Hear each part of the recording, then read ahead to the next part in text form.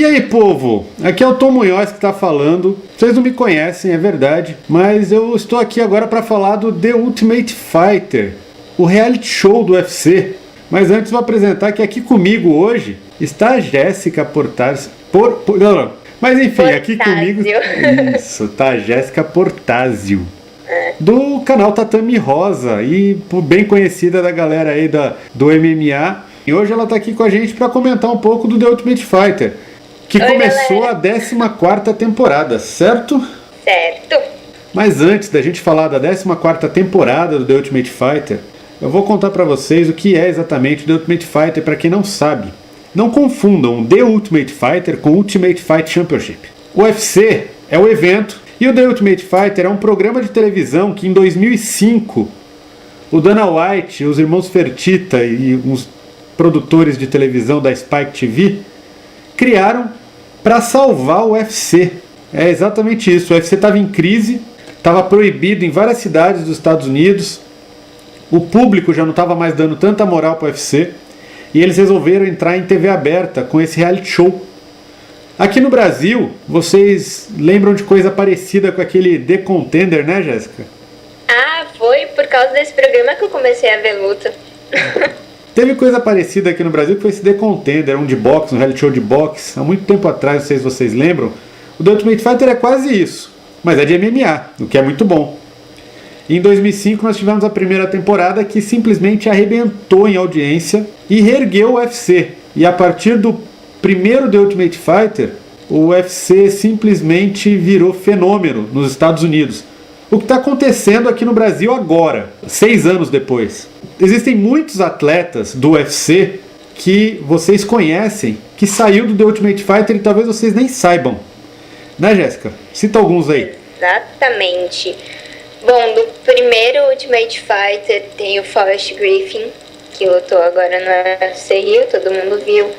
Tem o Chris Lieben, tem o Josh Koscheck, tem o Stephen Bonner.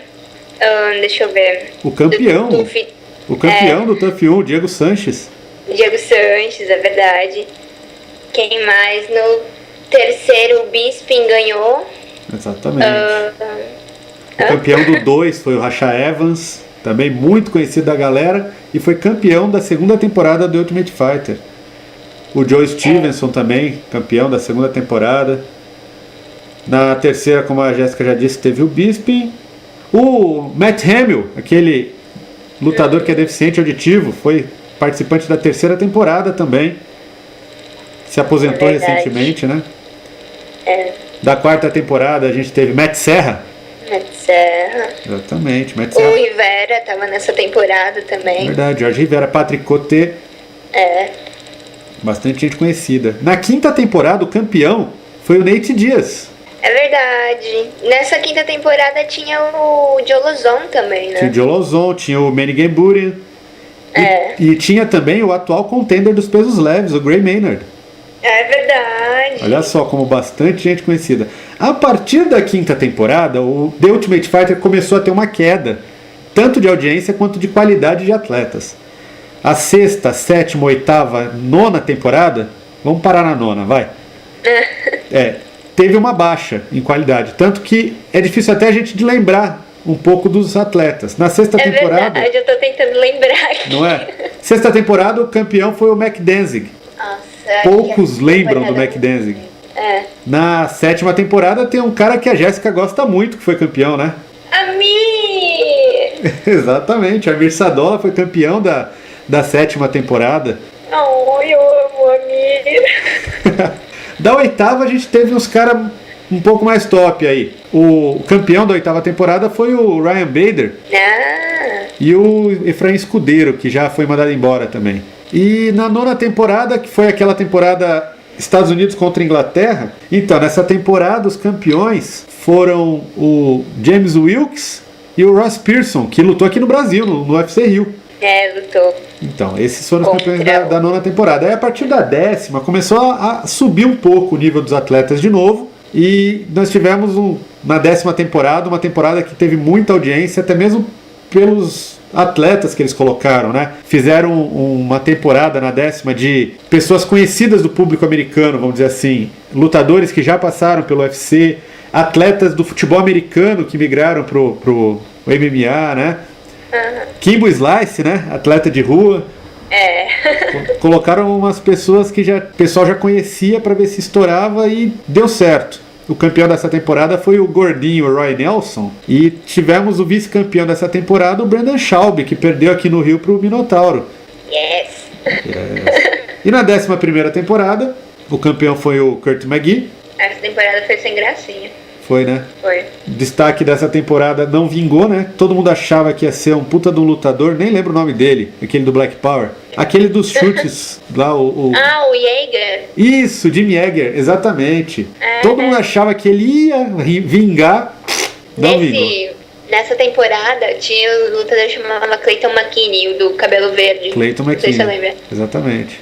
Nossa, eu achava que ele tinha muito potencial, só que ele se machucou logo no começo. Foi, e aí teve que sair. Teve um lutador dessa temporada que eu acho ainda que pode vingar, que é o Rich Atonito.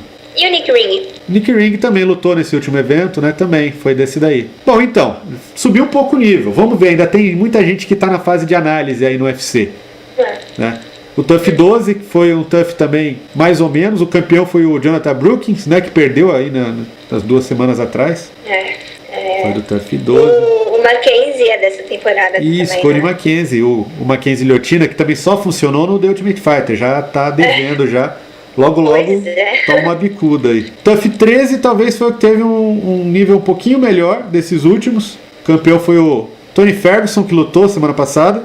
O cara é bom no boxe, né? Ele é. Ele simplesmente quebrou o maxilar do cara. Só isso. Só. Fiquei com dó, sério. E agora nós estamos na 14ª temporada. Lembramos um pouco das temporadas anteriores para vocês que não conheciam. O The Ultimate Fighter acontece 2 por ano. Sempre acontece um antes do meio do ano, um depois do meio do ano, nessa época de setembro. O TUF 14 conta com a presença de 2 treinadores que prometem dar muita audiência, que é o odiado Michael Bisping e o amado Jason Mayhem Miller. Amado, eu amo Mayhem. Então, ele foi apresentador daquele programa da MTV, o Bully Beatdown. Não sei se vocês já assistiram esse programa. Interessante, né? Um programa que fez uma audiênciazinha aí numa época nos Estados Unidos. E eu acho que até por isso, por essa audiência, por essa fama que tem o Mayhem Miller, que ele foi escolhido para ser treinador dessa temporada do The Ultimate Fighter. Porque moral mesmo, como lutador no UFC, atualmente ele ainda não tá. Vamos ver o que vai dar, porque no final de cada temporada, os treinadores eles se enfrentam, né? Eu tô animada pra essa luta, viu? Tudo indica que vai ser uma boa luta. Mas enfim. E o Mayhem vai sair ganhando. Eu já falei pra quem eu torço. Eu também, eu não vou negar que eu torço pro Mayhem Miller. O Bisping, pelo amor de Deus. Tava se cogitando dessa temporada ser Bisping contra a Sonnen. Sinceramente, eu não ia saber pra quem torcer se fosse. Nossa, nem eu. Ia ser cruel. Torcer pra ter nocaute duplo. Né? Bem por aí.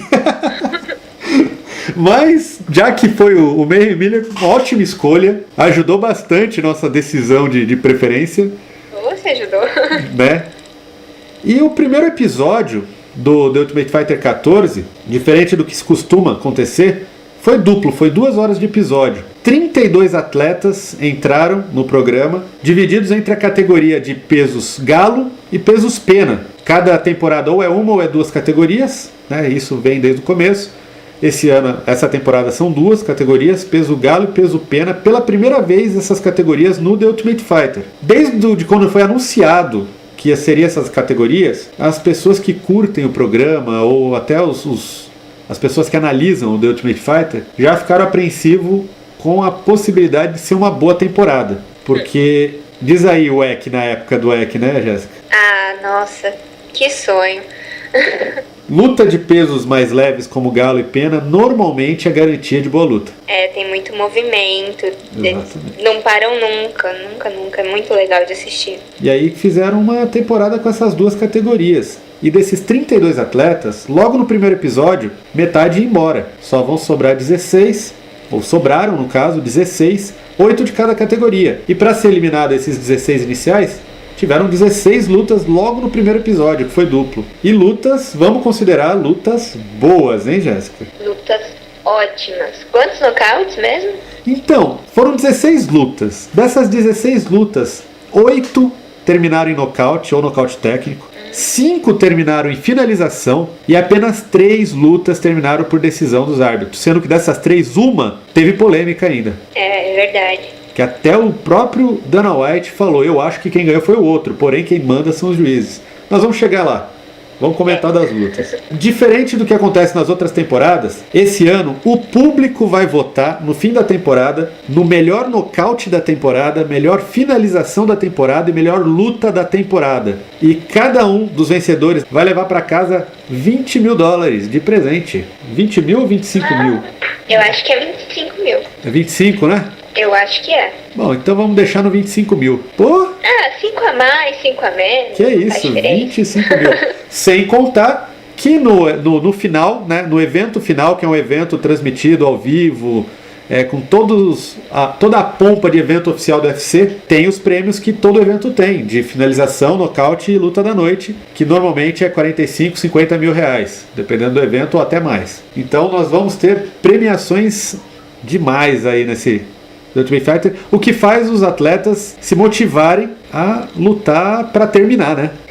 Pois é. Bom, enfim, depois dessa apresentação toda que o Dana White explicou tudo isso que eu falei, o Dana White explicou para os atletas no começo do episódio. E aí, bora para as lutas. Bora! A primeira luta que aconteceu foi na categoria dos pesos galo, entre os atletas Josh Ferguson e Casey Dyer. Vocês não vão conhecer os atletas por nome, mas um ou outro tem uma historinha aí que a gente vai contando no meio do caminho. Vocês vão conhecendo durante a temporada. Logo de cara, a gente teve um nocaute com 14 segundos de luta. Lindo. Só posso falar isso. Lindo. O Josh Ferguson ganhou do Casey Dyer por nocaute técnico com 14 segundos. E aí já foi direto para a segunda luta. E a segunda luta nós tivemos Diego Brandão, brasileiro, participando dessa temporada, contra o Jesse Newell. O Diego Brandão, ele é o terceiro brasileiro a participar de uma temporada do The Ultimate Fighter. Você lembra dos anteriores, Jéssica? Olha a enrascada que eu te coloquei. Me colocou minha enrascada mesmo, eu não lembro não. Vamos lá. O primeiro foi no TUF 2. Eu lembro do Gurgel só. Exatamente, no TUF 2, Jorge Gurgel. Ele saiu no meio da temporada, mas teve uma moralzinha, lutou no UFC depois, foi pro Strike Force, fez boas lutas. Está no Strike Force ainda, né? Ainda. E no TUF 8, que foi o TUF que o Minotauro foi um dos treinadores, nós tivemos o vice-campeão desse TUF, um brasileiro, o Vini Magalhães. É verdade. Então, o vice-campeão perdeu pro Ryan Bader na final. Foi o brasileiro, o Vini Magalhães. E agora, Diego Brandão, peso pena, é o terceiro brasileiro a ser atleta de uma temporada do The Ultimate Fighter. Ele lutou contra o Jesse Newell. E fala aí o que aconteceu, Jéssica. Bom, Diego Brandão, ele deu um belo cruzado no Jesse Newell, que derrubou o cara. E aí o Diego foi pra uma cotovelada voadora, assim. Uau! E ganhou. E foi maravilhoso. Foi igualzinho ao que o Dan Henderson fez com o Michael Bisping quando eles lutaram. E o interessante é que o Bisping estava ali assistindo essa luta, que é um dos treinadores dessa temporada. Na hora que aconteceu esse nocaute, o Mayhem Miller virou pro lado assim e falou: isso me lembrou o Dan Henderson, com uma troll face no rosto. Coisa mais linda que teve.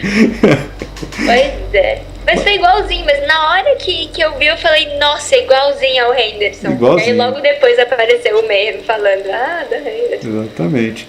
E olha só, lembra que eu falei da votação do melhor nocaute da temporada? Esse já é um fortíssimo candidato a ser já, logo no primeiro episódio, escolhido o nocaute da temporada. Posso estar me precipitando, porque tem luta pra caramba aí pela frente? Posso estar me precipitando. Mas vendo esse nocaute é difícil de negar, né? É difícil.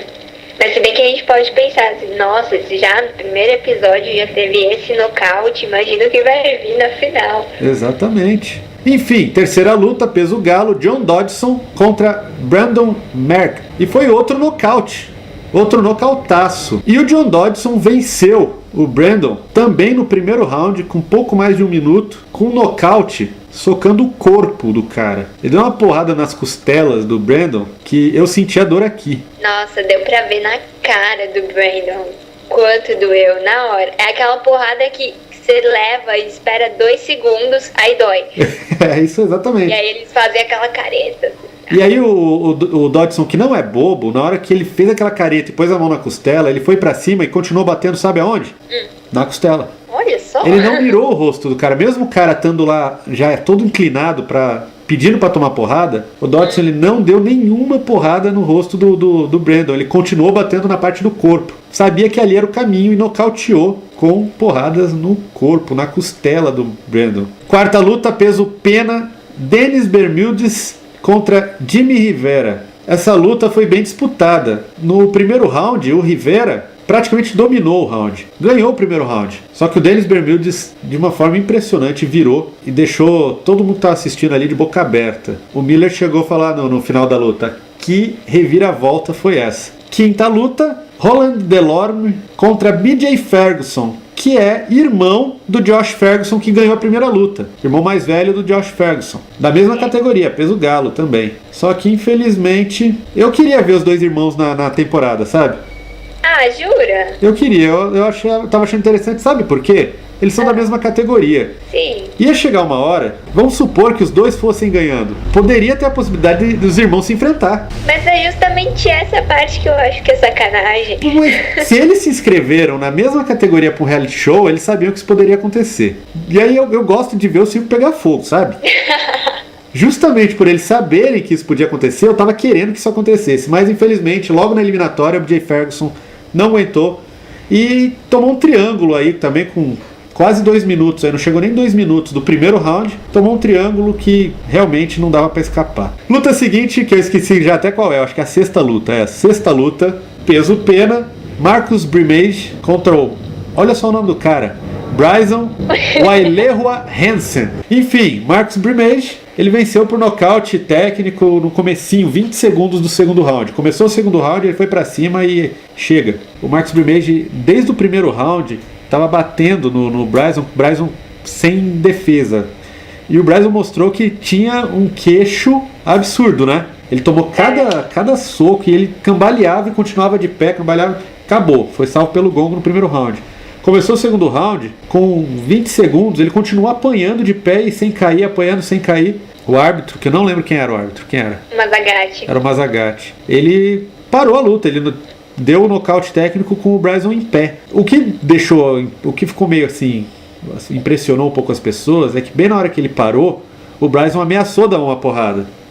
Deu um cruzado. Só que eu pessoalmente acredito que foi aquelas defesas de olho fechado, sabe? Eu tô apanhando, eu fecho o olho e bato, se acertar bem, se não acertar. E foi bem isso que eu achei. Eu acho que a luta foi parada no momento certo, sim. Inclusive o Dana White falou isso na hora que ele viu que a luta foi parada, mesmo de pé. Ele chegou a comentar, né? Boa parada, porque o Miller falou, a luta tava tão boa, porque a luta tava legal, né? Aquele negócio de porrada sem parar que anima quem assiste. Pra você ver até quando o queixo do cara aguenta. Exatamente. E o Dana White falou, não, bem parado, porque tava um passeio, o cara não se defendia, mas também não caía. Então. é isso que é estranho. Fica polêmico realmente parar, porque você quer ver quando o cara vai cair, se o cara vai cair. Ainda mais depois dele ter fechado o olho e batido, que seja. Mas eu não sei, eu fiquei meio assim com essa parada. Acho que dava pra esperar mais uns 2 segundos. Uns 2 segundos? Só pra ver se ia acertar o cruzado? Ou não. É porque é muito estranho parar de pé. É muito estranho mesmo. Mas tem situação que, né, agora já foi. Já foi. E não, voltando... mas o cara ia ganhar de qualquer jeito. Ia. Tava ganhando de 2 pontos cada round aí de diferença. E a sétima luta foi entre os pesos galo, Johnny Bedford contra o Carson Beebe. Carson Beebe, que é irmão do Chase Beebe, que é do Bellator. Vocês lembram dele? Que é um dos caras tops aí do Bellator. E logo que o adversário, o Johnny, ficou sabendo que era o irmão do Chase Beebe, ele chegou até a comentar, falou, caramba, é irmão de uma lenda dos pesos galo, que quem é peso galo conhece o cara. É o que a gente diz, né? Sobrenome não carrega o lutador, né? O Johnny ganhou por finalização. Foi uma guilhotina meio neck crank, né? Meio torção de pescoço. 4:19 aí do primeiro round. É aquela guilhotina que você não aperta o vaso do cara para apagar o cara. Você entorta o pescoço do cara até o cara não aguentar de dor, na verdade. É pra doer mesmo. É pra doer, exatamente. E aí o Carson Bibi bateu. Luta seguinte, Dusty Peg contra o Tateki Matsuda, o único oriental aí dessa temporada. Os orientais têm uma boa fama nessas categorias mais leves, porém essa luta foi para decisão, e por decisão majoritária, foi uma decisão assim bem apertada. O Dustin ganhou do Japa no fim do segundo round, né? Porque nessas lutas eliminatórias são só 2 rounds e se tem empate tem o terceiro. O legal dessas categorias de pesos mais leves é que mesmo quando vai pra decisão é uma luta gostosa de ver, você não passa devagar. Por exemplo, às vezes luta de pesado, assim, que vai pra decisão, nossa, parece que demora. Parece que o round tem 15 minutos, né? Exatamente. É impressionante. A nona luta, categoria dos pesos galo também, é o Louis Gaudinot, um francês aí. Então tem que falar com biquinho. Louis Gaudinot. Contra o Paul McVoig. Eu acho que se pronuncia dessa forma. Enfim, o Gaudinot, ele tem o cabelo verde, longo, cacheado, uma coisa bem bizarra, sabe? Quando vocês verem ele, vocês vão reconhecer. E ele parece o Diego Sanches. Você reparou isso? Eu reparei. Ele luta muito parecido e tem o porte físico muito parecido com o Diego Sanches, com a diferença que tem o cabelo verde. E ele venceu. Eu ia falar que essa foi a luta dos cabelos diferentes, que enquanto o Gaudinot tem o cabelo verde, o adversário tem o cabelo camuflado. Camuflado, todo colorido. Coisa bem bizarra. O Gaudinot venceu por nocaute técnico. Olha só que impressionante. Aos 4:59 do terceiro round. Faltando 1 segundo para acabar o terceiro round, ele venceu por nocaute técnico. Pois é. Impressionante. Realmente, assim, uma coisa impressionante. Na hora, assim, eu até fiquei na dúvida. Tipo, será que acabou o round ou será que o juiz separou mesmo? Então. Isso aconteceu 2 vezes. Daqui a pouco nós vamos chegar numa outra situação que foi a mesma coisa. Bom, o Gaudinot ganhou. Nocaute faltando 1 segundo para acabar o terceiro round. Impressionante. A 10ª luta, Brian Carey nos pesos pena, enfrentando Eric Marriot. Foi a segunda decisão. Essa foi uma decisão mais simples. Brian Carey ganhou fácil do Eric Marriot por um triplo 20-18, né? Acabando 2 rounds. E aí, a luta seguinte, também dos pesos pena, a 11ª luta, Dustin Nice contra Josh Clopton. Aí é o seguinte, a luta foi muito disputada. Essa luta foi assim uma coisa impressionante, como foi lá e cá dos 2 lados nos 2 rounds. E assim, impressionantemente, quando acabou o segundo round, foi anunciado um triplo 20-18. Um deles ganhou por 20-18. Ganhou os 2 rounds. E aí deram a vitória pro Dustin Nice. O Josh Clopton ficou puto. Foi até conversar com o Dana White depois. Pô, desculpa, não te impressionei. Exatamente. E o pior é que o Dana White, depois da entrevista, ele falou: eu sinceramente acho que o Josh Clopton ganhou. Só que não pode deixar na mão dos juízes, né? O velho bordão de Dana White. Exatamente, eu ia falar nele agora. Pode pronunciá-lo. Don't leave it on the hand of the judges. Pois é. Deixou na mão dos caras, corre esse risco. E foi o que aconteceu. Só que olha só. Se caso acontecer alguma lesão com algum peso pena, você pode ter certeza que o primeiro da lista é esse Josh Clopton, viu? E sempre acontece alguma coisa, né? Sempre.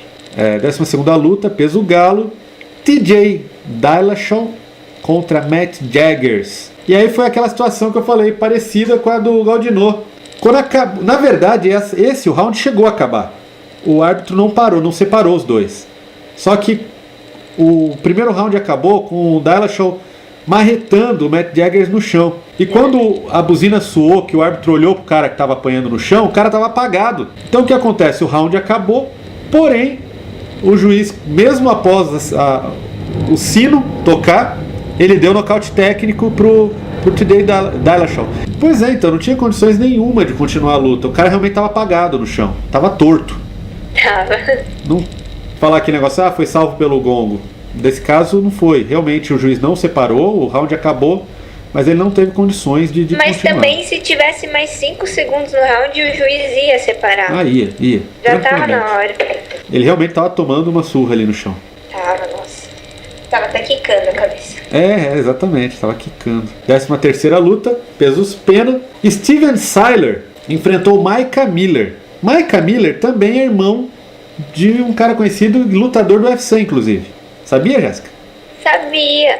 Irmã do Cole Miller. Do Cole Miller, exatamente. Que também participou de um TUF. Foi participante do TUF 5. O irmão participou do 5 e o Micah Miller tentou participar do 14, né? Tentou.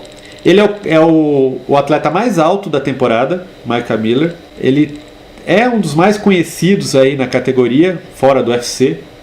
Tava com todas as possibilidades, todas as chances de levar essa luta. Inclusive o ego bem inflado. Um ego bem inflado, exatamente. Tava se achando. Tá. Foi bem o primeiro round, foi mal o segundo round, o que ocasionou ter um terceiro round. E no terceiro round, logo no comecinho do round, ele perdeu por guilhotina. Ele foi levado pro chão e tomou a guilhotina. Deu os famosos 3 tapinhas. Se ferrou, exatamente. Mais um que o sobrenome não vingou, né? 14ª luta. Não, 14ª luta. Opa! 14ª luta, categoria dos pesos galo. John Albert contra Orville Smith. E o John Albert ganhou por mata-leão no primeiro round. Nós não temos o tempo que foi esse mata-leão, porque essas últimas lutas foi highlight de luta, né? As últimas lutas foi highlight, mas foi no primeiro round. É a 15ª luta, peso pena. Steven Bass contra o Karsten Landjoint. Nossa, os caras, sobrenome dos caras. Ainda bem que ele perdeu. Ainda bem, porque ficar falando durante essa temporada o nome desse cara ia ser um problema. Steven Bass ganhou. Já um apelido pra ele. Ia ter que arrumar um apelido. Também foi um highlight de luta aí, só que no segundo round, por triângulo, o Steven Bass ganhou, certo? E a última luta, categoria dos pesos pena, Hamid Akira Khorasani contra Brian Pillman. Aí também o Brian Pillman estava com toda a pompa de vencedor já dessa luta. Só que também no primeiro round tomou um queuzaço. Tomou. Outro que ficou bem tortinho no chão. Bem tortinho no chão, exatamente. O Akira Khorasani venceu. Akira é apelido dele, viu? O nome dele é Hamid Khorasani. Akira é um pouquinho mais fácil de falar. Né? Akira... Ele também tava com o ego bem infladinho. Tava. Esse Akira é bonzinho, viu? Não é ruim, não. Dá pra ver que ele é bem agressivo. Exatamente. Essas foram as 16 lutas. E nós tivemos, no final dessas 16 lutas, na categoria dos pesos galo, John Albert, Johnny Bedford, Roland Delorme, TJ Dillashaw, John Dodson, Josh Ferguson, Louis Gaudinot e o Dustin Pegg. E na categoria dos pesos pena, Stephen Bass, Dennis Bermudes, Diego Brandão, Marcus Brimage, Brian Caraway, Hamid Akira Khorasani, Dustin Nisse e Steven Siler. Esses são os participantes, definitivamente, da 14ª temporada do The Ultimate Fighter. Este quadro aqui do podcast, que o Bruno está nos abrindo esta chance, vai acontecer agora toda semana enquanto estiver rolando o The Ultimate Fighter 14, comentando o episódio em questão. Esse primeiro episódio só teve luta, então eu praticamente só comentei luta. A partir do segundo, tudo o que aconteceu no episódio, as encrencas, que com certeza vai ter encrenca pra caramba. Nossa senhora, eu não posso esperar. Tudo que for acontecendo, tudo nós vamos comentando. Já que nós estamos falando em TUF, o evento da semana que vem, no caso o UFC 1 vs 6, vocês sabem quem são os ex-participantes de TUF que estão nesse evento? Olha só que interessante. Toda semana eu vou falar quem são os do próximo evento, os ex-participantes, os que já participaram de alguma temporada do TUF. Vamos ver se a Jéssica sabe quais são os ex-participantes de TUF. Michael Johnson. Sim. Nossa, eu vou pagar mico. McDenzie. Certo. Agora que eu me lembro são esses. Michael Johnson, participante do TUF 12 e finalista. O McDenzie, como você disse, foi campeão do TUF 6. E contra ele vai lutar o Matt Wiman, que foi participante do TUF 5. Eu reconheci o nome, eu não tinha certeza assim, que era do TUF. Então, nesse próximo evento nós teremos 3 ex-participantes de TUF. E nós vamos ficar por aqui. Espero que vocês tenham gostado. Espero que não tenha ficado muito longo, porque esse primeiro episódio também teve 2 horas, teve luta pra caramba. Espero que vocês tenham gostado. Estivemos aqui com a Jéssica, com comentários femininos.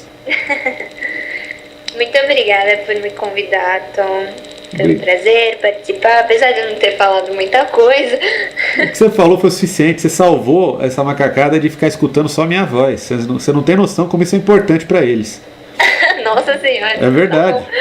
Ficar escutando só um cara falando durante todo esse tempo que foi esse episódio aqui, não ia ser fácil não, viu? Eu sei. Não, valeu, Jéssica, por participar, e já está convidada para participar do segundo episódio também. Oba! É só aparecer. Oh, obrigada, Tom. Vou aparecer, sim. Então é isso, galera. Até a semana que vem. Tom Munhoz na área. Tchau! Tchau!